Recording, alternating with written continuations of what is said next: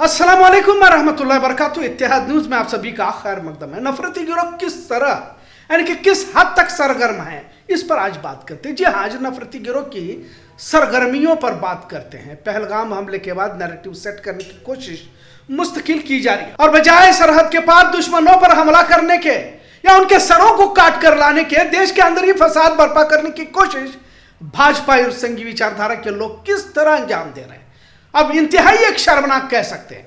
इसे समझने की जरूरत है। पहलगाम हमले के बाद छत्तीसगढ़ भाजपा ने तो तमाम बेशर्मी की हदों को पार करते हुए जाति नहीं धर्म पूछा गया का कार्टून छाया किया, जिसमें नेवी अफसर लेफ्टिनेंट कर्नल विनय नरिवाल की बीवी हिमांशी नरिवाल की तस्वीर को पेश किया। प्रेस कॉन्फ्रेंस के सामने विनय नरिवाल की बीवी ने बिल्कुल वाज़ेह अंदाज में कहा कि किसी तरह हिंदू मुस्लिम करने की जरूरत नहीं है और ना ही भारत के कश्मीरियों या फिर मुसलमानों के पीछे पड़ने की जरूरत नहीं है। भाजपा और गोदी मीडिया को शहीद नेवी अफसर की बीवी ने इसलिए बताया क्योंकि पहलगाम हमले को लेकर भारत के मुसलमान और कश्मीरियों को बदनाम करने की साजिशों को मुस्तकिल अंजाम दिया जा रहा था। और अगर देखा जाए तो जहां भी मुसलमानों या कश्मीरियों पर हमले हुए हैं, इसमें भाजपा ही पेश नजर आ रहा है, उन्हीं का हाथ सामने आ रहा है, क्योंकि इस तरह की सोच और हरकत उनके लिए फायदेमंद होती है। खैर, आज और कुछ वारदातों का जिक्र करते हैं। जिस तरह कहा जाता है कि उल्टा चोर कोतवाल को डांटे की तरह कैफियत भारत में देखी जा रही है। मुसलमानों को लेकर जितना ज्यादा शिद्दत अख्तियार करेंगे उतना ही सियासी मुफाद हासिल किया जा सकता है।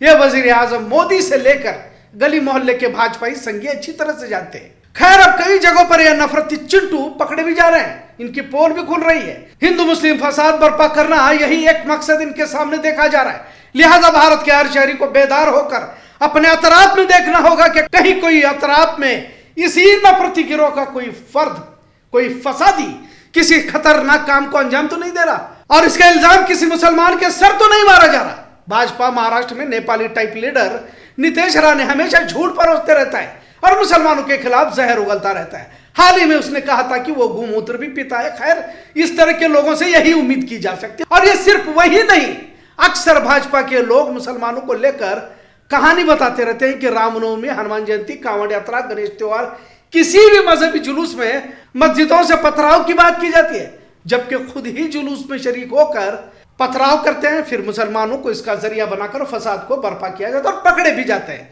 अक्सरियत हिंदुओं के मोहल्लों में मुसलमान सुरक्षित इनके महफूज रहने का दावा करते हैं, जबकि हिंदुओं के मोहल्लों में अब अकलियती मुसलमानों को परेशान किया जा रहा है की तस्वीर देखे जा रही है।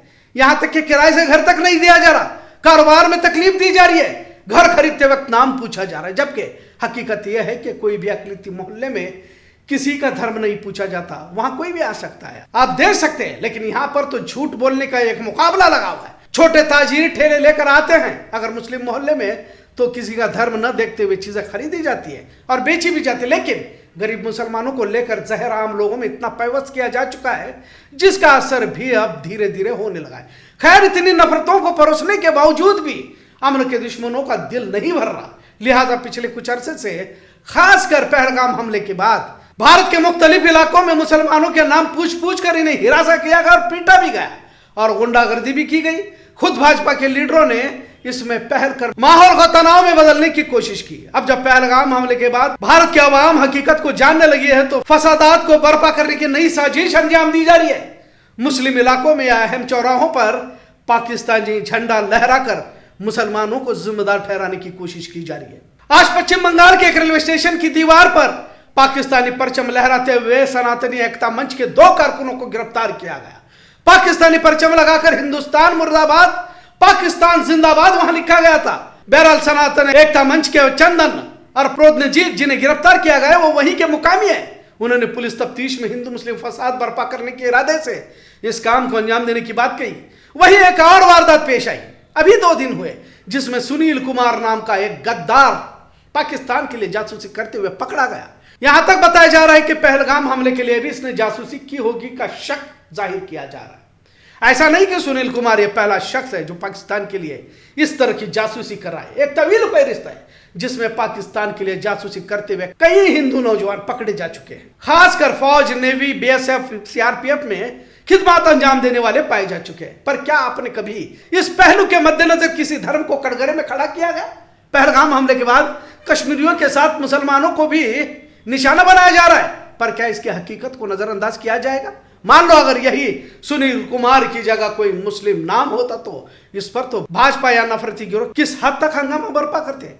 लिहाजा देश के अक्लमंद शहरियों को समझने की जरूरत है, नफरत की आग किसी की नहीं होती, इसमें महज कुछ लोगों का फायदा होता है। फिर तमाम वारदात मामलात की तहकीक करते हैं तो किसे असल देश विरोधी कहा जाए, जबकि इल्जाम किसी और पे और हकीकी मुजरिम कोई और है। दूसरी ओर मुसलमान भी ऐसा से कमतरी में मुब्तला है। जिस तरह का नैरेटिव मीडिया, सोशल मीडिया और सियासी पार्टियों की जानिब से सेट किया जा रहा है, सियासी गुंडे मुसलमानों पर हमले कर डर खौफ दिलों में बिठाने की कोशिश कर रहा है और कहीं तो इसे महसूस भी किया जा रहा है। बत्ती गुल एहतजाज ही को हमने कामयाबी समझ लिया है, जबकि सड़कों पर बेखौफ होकर संविधान के दायरे में आवाज उठानी होगी। पर कभी काली पट्टी तो कभी लाइट बंद तरीके इस्तेमाल करके देखा जा रहा है, जहां दुश्मन और मुल्क में अमन के दुश्मन दंदना रहे। मनवादी विचारधारा के लोग किसी कानून को मानने के लिए तैयारी नहीं, अब तो अदालतों को भी दबाव में लाकर फैसले मनवाने तक पहुंच चुके हैं। तालीम के मैदान में भी फिरका परस्त घिनौनी हरकतों को अंजाम दे रहे हैं। अब तो स्कूलों कॉलेजेस में भी पूजा पाठ शुरू की जा रही है। मुस्लिम लड़कियों को मुर्तद बनाया जा रहा है। कहने का मतलब बहुत कुछ तो हो रहा है, पर इसके खिलाफ बाबुलंद आवाज में बोलने की हिम्मत शायद हमारे अंदर अब नहीं रही। कुछ लोगों ने यह भी कहा कि बत्ती गुल एहतजाज के जरिए इताअत किस हद तक की जाती है, यानी उलमाए किराम की वगैरह का पैगाम दिया जाना था जो दिया गया, पर पिछले 70 सालों में इताअत तो हो रही है, इक़दाम कहां हो रहा है। हम बिला वजह ऐसा से कमतरी में मुब्तला होकर मुजरिमाना ज़हनियत का मुजाहरा करते हुए बिला वजह राष्ट्रभक्ति को साबित करने की कोशिश करते रहते हैं, जबकि हमें किसी के कहने से हुब्बुल वतनी को साबित नहीं करनी चाहिए। तारीख के औराक आज भी गवाह है कि जब भी मुल्क को खून की जरूरत पड़ी, सबसे पहले हमने ही तो अपनी गर्दनों को पेश किया। बहरहाल हाल ही में जो जाति जनगणना बिल को मंजूर करने के बाद मुसलमानों में भी अलग अलग जातियां हैं और इनमें भी जाति जनगणना होनी चाहिए की बात सामने आ रही है। लिहाजा कोई भी अपने आप को मौलाना कहने वाला मुसलमानों में तफरका या नफरत या आपस इख्तलाफात को पैदा करके अपने गिरोह को फायदा कराने की कोशिश करने लगे तो बात को रद्द करें, क्योंकि यह भी साजिश है और ये उन्हीं के लोग होते हैं। मुसलमानों को अलग अलग जातियों में बांट कर इन्हें कमजोर किया जा सकता है। हमारी एक ही जाति है, ला इलाहा इल्लल्लाह मोहम्मद रसूलुल्लाह। आज के मौजू के पीछे का मकसद यह है कि दुश्मन तरह तरह की तकरीबों के जरिए कभी मिल्लत के अंदर दाखिल होकर तो कभी हिंदू मुस्लिम फसादात को बर्पा करने की कोशिश कर रहा है। आज आजाद नगर में जुमा के वक्त गैर मुस्लिम मुसलमानों के लिबास में दाखिल होकर चंदा मांग रहे थे। अब इसके पीछे क्या मकसद हो सकता है मालूम नहीं, लेकिन हमेशा चौकन्ना रहना होगा, क्योंकि नफरती गिरोह सरगर्म हो चुके। इतना जरूर। आज का मौजू कैसा लगा इस पर जरूर कमेंट करें। इत्तेहाद न्यूज़ देखने के लिए शुक्रिया। अल्लाह हाफिज।